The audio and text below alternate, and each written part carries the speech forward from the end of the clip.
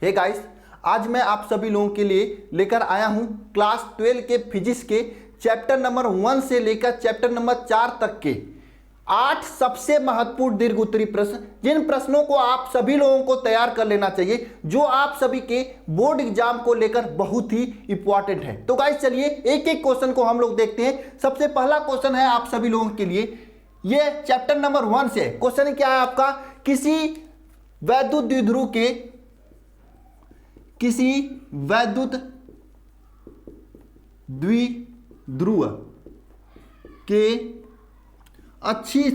अक्षीय तथा निरक्षीय स्थिति के लिए चुंबकीय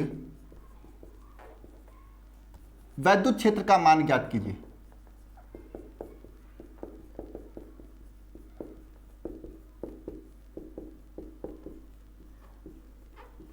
ये पहला क्वेश्चन है आप सभी का, ये पहले चैप्टर से बहुत ही इंपॉर्टेंट क्वेश्चन है। आप में से कितने लोगों को ये क्वेश्चन आ रहा है, जरा आप सभी लोग कमेंट बॉक्स में कमेंट करके बताना। मैं बता दे रहा हूं, देखिए अच्छी स्थिति में जो होता है इसका मान, अच्छी स्थिति में क्या मान होता है, क्या होता है बताइए, K2P/r³ होता है, जहां पर K का वैल्यू क्या होता है 1/4πε0 होता है।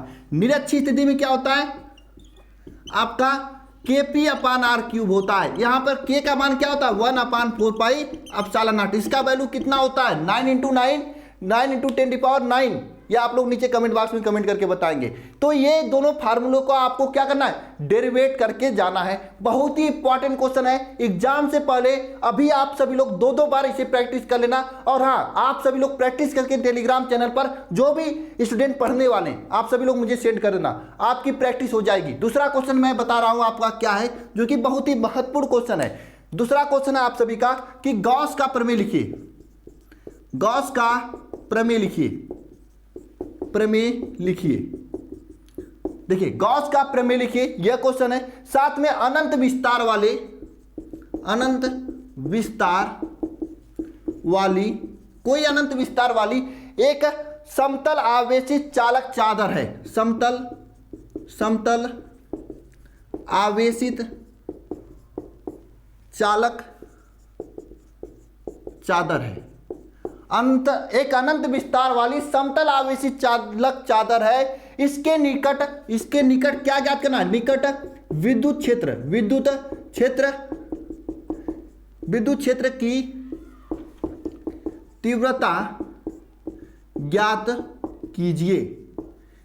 यह है आपका। सबसे पहले क्या बताना, आपका गॉस का प्रमेय बताना है। गॉस का प्रमेय होता क्या है, बताइएगा सभी लोग। गॉस का प्रमेय क्या होता है, जरा कमेंट बॉक्स में कमेंट करके मुझे बताइएगा कि गॉस का प्रमेय क्या होता है। और गॉस के प्रमेय की सहायता से कोई अनंत विस्तार वाला एक समतल आवेशित चालक चादर है, उसके निकट चुंबकीय वैद्युत क्षेत्र की तीव्रता ज्ञात करनी है। तीव्रता के लिए व्यंजक ज्ञात करना है। ये दो क्वेश्चन हो गए, दोनों क्वेश्चन इंपॉर्टेंट है फर्स्ट चैप्टर से। इसके बाद हम लोग नेक्स्ट क्वेश्चन पे चलते हैं। जो भी क्वेश्चन आप सभी लोगों को दीर्घ उत्तरी प्रश्न के रूप में तैयार कर लेना चाहिए, ऐसे क्वेश्चन को हम आप लोगों को दे रहा हूं। साथ में आप सभी लोग इन क्वेश्चन को सॉल्व करिएगा, साफ एकदम अच्छे से आप सभी लोग सॉल्व करके मुझे टेलीग्राम पर सेंड करिएगा। जिसका भी अच्छा होगा मैं उसका ग्रुप में डालूंगा, जो टेलीग्राम चैनल बना हुआ है ना, वहां पर भी डालूंगा, ग्रुप में भी डालूंगा। चलिए क्वेश्चन नंबर 3 हम आपको बताता हूं। क्वेश्चन नंबर 3 है आप सभी के लिए कि समतल प्लेट संधारित्र की धारिता के लिए, समतल प्लेट संधारित्र की धारिता के लिए सूत्र या व्यंजक का निगमन कीजिए। समतल प्लेट संधारित्र के धारिता के लिए व्यंजक का निगमन कीजिए। कब, जब इनके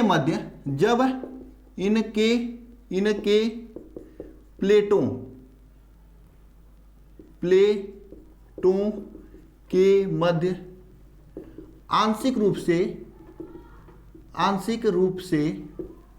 रूप से परावैद्युतांक भरा हो।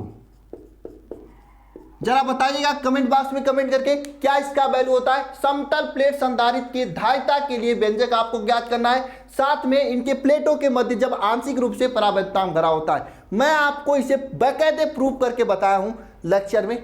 नहीं आता है तो जाके देख लेना, फिर भी नहीं आ रहा तो नीचे कमेंट बॉक्स में कमेंट कर देना। मैं एक एक क्वेश्चन को फिर से सॉल्व कराने के लिए तैयार हूं, लेकिन इन क्वेश्चन को आप सभी लोग प्लीज आप सभी लोग तैयार करके जाना। बहुत ही इंपॉर्टेंट क्वेश्चन है मेरे भाई, बात समझना। क्या होता है समतल प्लेट संधारित्र की धारिता का व्यंजक क्या होता है आपको पता है? जब उनके मध्य, अगर ये कोई समतल प्लेट संधारित्र है, इनके प्लेटों के मध्य की दूरी d है और इनके मध्य अगर t मोटाई का ये आपका परावैद्युतांक रखा हुआ है तो इसकी धारिता क्या होती है पता है आप लोगों को? क्या होती है धारिता? C इक्वल टू होता है epsilon not A upon d minus t plus t upon k, ये होता है d minus t plus t upon k, ये होता है। ये तीसरा क्वेश्चन है, आप सभी के लिए महत्वपूर्ण है, तैयार कर लेना। चौथे क्वेश्चन की तरफ हम लोग चलते हैं। चौथा क्वेश्चन क्या है समझिएगा सभी लोग। चौथा क्वेश्चन क्या है समझिएगा, एक एक क्वेश्चन आप सभी को तैयार करके जाना है और मैं कहता हूं आज ही सभी लोग क्वेश्चन को तैयार करके मुझे टेलीग्राम पर सेंड कर देना, ठीक है। चौथा क्वेश्चन है आप सभी के लिए। चौथा क्वेश्चन क्या है? चौथा क्वेश्चन देखिए, चौथा क्वेश्चन क्या है? एक मुक्त इलेक्ट्रॉनों के अनुगमन वेग तथा अपवाह वेग से क्या समझते हैं? मुक्त इलेक्ट्रॉन के अनुगमन या अपवाह वेग से आप क्या समझते हैं? मुक्त इलेक्ट्रॉन को के अनुगमन वेग तथा अपवाह वेग से आप क्या समझते हैं? आप क्या समझते हैं? मुक्त इलेक्ट्रॉनों के अनुगमन वेग के आधार पर ओम के नियम का निगमन कीजिए। मुक्त इलेक्ट्रॉन के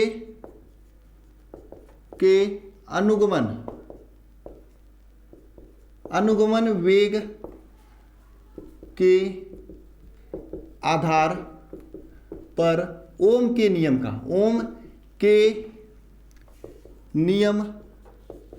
का निगमन कीजिए। यह है आपका चौथा क्वेश्चन। बहुत ही महत्वपूर्ण क्वेश्चन है कि मुक्त इलेक्ट्रॉनों के अनुगमन वेग से आप क्या समझते हैं, जरा कमेंट बॉक्स में कमेंट करके मुझे बताना। साथ में मुक्त इलेक्ट्रॉनों के अनुगमन वेग के आधार पर ओम के नियम का आपको क्या करना है? निगमन करना है। क्या आता है? क्या आता है व्यंजक, जरा बताइएगा कमेंट बॉक्स में कमेंट करके। किसी को याद है? चलिए हम ही बता देते हैं। R इज इक्वल टू आता है यम अपान एन स्क्वायर टाउ, यम अपान एन स्क्वायर टाउ यल अपान ए, ये R इज इक्वल टू आता है। मुक्त इलेक्ट्रॉनों के अनुगमन वेग के आधार पर क्या ओम के नियम का ये निगमन होता है, ठीक है, ये होता है। ये चौथा क्वेश्चन हो गया। पांचवा क्वेश्चन देखिएगा सभी लोग, पांचवा क्वेश्चन देखिएगा सभी लोग। पांचवा क्वेश्चन बहुत ही महत्वपूर्ण क्वेश्चन और इतना ज्यादा इंपॉर्टेंट क्वेश्चन कि यहां से आपके अति लघुत्तरी के रूप में, लघुत्तरी के रूप में बार बार क्वेश्चन बनता है। क्वेश्चन को देखिएगा सभी लोग। क्या है क्वेश्चन आपका कि किरचॉफ का के प्रथम तथा द्वितीय नियम लिखिए। किरचॉफ के प्रथम तथा द्वितीय नियम लिखिए। किरचॉफ के प्रथम तथा द्वितीय नियम लिखिए या नियम पर टिप्पणी लिखिए। आपको लॉन्ग क्वेश्चन के रूप में पूरे सर्किट को बनाकर डेरिवेशन के रूप में इसको लिखना है। यह है आपका पांचवा क्वेश्चन। छठवां क्वेश्चन ध्यान देना सभी लोग। छठवां क्वेश्चन मैं इसी जगह लिख रहा हूं, छठा नंबर क्वेश्चन। 8 क्वेश्चन मैं दे रहा हूं चैप्टर 1 से लेकर 4 तक के। आपको 8 क्वेश्चन को लिखकर मुझे भेजना है टेलीग्राम पर। मेहनत करनी है आप लोगों को। क्या है क्वेश्चन छठवां? दो समांतर चालकों के बीच लगने वाले बल का सूत्र स्थापित कीजिए। दो समांतर चालकों के मध्य लगने वाले बल का सूत्र स्थापित कीजिए। देखिए, दो समांतर चालकों के मध्य लगने वाले बल का सूत्र स्थापित करना और इसी के सहायता से से 1 एम्पियर की परिभाषा लिखिए। जरा बताइएगा कि दो समांतर चालक हैं, मान लीजिए दो समांतर चालक इस तरह से हैं, इन दोनों समांतर चालक में सेम दिशा में आपका धारा प्रवाहित हो रहा है, तो इनके मध्य आकर्षण होगा या प्रतिकर्षण होगा? चलो नीचे कमेंट बॉक्स में कमेंट करके बताइएगा। और लगने वाला आकर्षण या प्रतिकर्षण बल क्या होता है, मैं आपको बता रहा हूं। एकांक लंबाई पर, यल लंबाई पर लगने वाला बल F upon L is equal to होता है μ0 upon 2 pi I1 I2 upon R square, I1 I2 upon R होता है। ठीक है, ये होता है, ये आपका एकांक लंबाई पर लगने वाला बल होता है। बोलिए 6 नंबर क्वेश्चन तक क्लियर हुआ सभी को? ये सभी क्वेश्चन कितने लोगों को आ रहे हैं? 6 के 6 क्वेश्चन कितने लोगों को अभी अभी आ रहा है? जरा कमेंट बॉक्स में कमेंट करके मुझे बताना। अब मैं 7वें क्वेश्चन की तरफ चलता हूं। 7वां क्वेश्चन ध्यान देना सभी लोग। 7वां क्वेश्चन क्या है? सभी लोग ध्यान देना, 7वां क्वेश्चन क्या है? ध्यान देना इधर सभी लोग। 7वां क्वेश्चन, 7वां क्वेश्चन, 1 मिनट रुकिएगा। 7वां क्वेश्चन, 7वां नंबर क्वेश्चन, 7वां क्वेश्चन है आपका।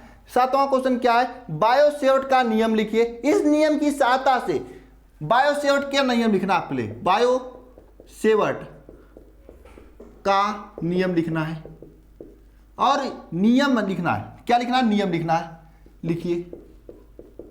और इस नियम की सहायता से, इस नियम की सहायता से, इस नियम की सहायता से आपको, इस नियम की सहायता से आपको धारावाही, वृत्ताकार धारावाही कुंडली के केंद्र पर, वृत्ताकार धारावाही कुंडली के केंद्र पर चुंबकीय क्षेत्र का मान ज्ञात कीजिए। वृत्ताकार धारावाही कुंडली के केंद्र पर आपको क्या ज्ञात करना है? चुंबकीय क्षेत्र का मान जो होता है उसका व्यंजक ज्ञात करना है। उसका क्या ज्ञात करना है? व्यंजक ज्ञात करना है। यह आपका 7वां क्वेश्चन है। क्या होता है बायो-सेवर्ट का नियम, बताइएगा जरा। तो बायो-सेवर्ट के नियम के अनुसार डीवी चुंबकीय क्षेत्र जो होता है क्या होता है? μ0 अपान 4 पाई I dl sine theta upon R square, यही होता है ना? बताइए। यहाँ पे मैंने बताया था कोई लंबा तार है, यहाँ पे कोई P बिंदु है, इससे R दूरी है, तो इनके बीच थीटा कोण है। तो इस तरह से मैंने पूरा समझाया था आपको। और आ रहा है तो ठीक है, नहीं आ रहा है तो कमेंट करना, मैं फिर से समझा दूंगा। लेकिन छोड़कर मत जाना मेरे भाई, क्योंकि बहुत ही महत्वपूर्ण क्वेश्चन है। चलिए 8वां क्वेश्चन और अंतिम क्वेश्चन आज के इस वीडियो का, और सभी क्वेश्चन को आप जरूर लिखकर मुझे भेजिएगा टेलीग्राम पर। क्वेश्चन क्या है? एम्पियर का परिपथीय नियम लिखिए। एम्पियर के परिपथीय नियम आपको लिखना है। एम्पियर का परिपथीय नियम लिखना है आपको, तथा इसकी सहायता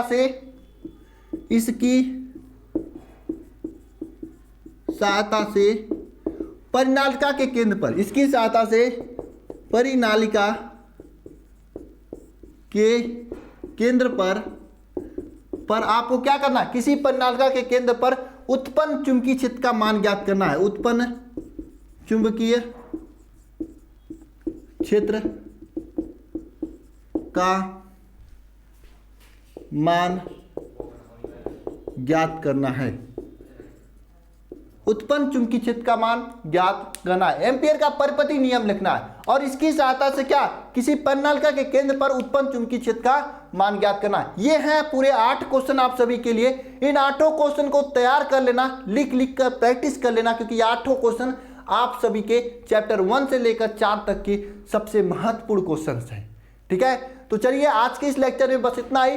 और सीरियस स्टूडेंट इन क्वेश्चन को सॉल्व करके बेहतरीन तरीके से टेलीग्राम पर सेंड करना। मैं आपके जो भी कॉपी है उसको मैं आपके नाम को लिखकर मैं टेलीग्राम ग्रुप और चैनल में डालूंगा। हो सके तो अपना फोटो भी शेयर कर देना, मैं फोटो भी लगाऊंगा। चलिए मिलते हैं नेक्स्ट वीडियो में। सभी को धन्यवाद, थैंक यू।